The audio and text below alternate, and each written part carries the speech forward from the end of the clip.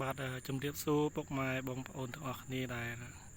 កំពុងទស្សនានៅវីដេអូនេះបាទថ្ងៃនេះខ្ញុំ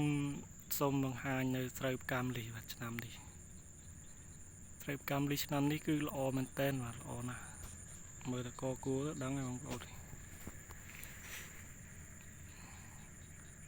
ដោយសារភ្លៀងធ្លាក់ខ្លាំងឆ្នាំនេះភ្លៀងធ្លាក់ខ្លាំងគឺស្មៅអត់ដោះរួចបាទហើយស្មៅអត់ដោះពេលអញ្ចឹងគឺស្រូវល្អតែម្ដងរាល់ឆ្នាំគឺអត់សូវមានទឹកភ្លៀងគឺស្មៅដុះខ្លាំងជាងស្រូវបាទស្មៅដុះខ្លាំងជាងស្រូវដល់ពេលអញ្ចឹងស្រូវអត់សូវផ្លែប៉ុន្តែឆ្នាំនេះគឺភ្លៀងធ្លាក់ច្រើនធ្វើឲ្យស្មៅដុះអត់រួច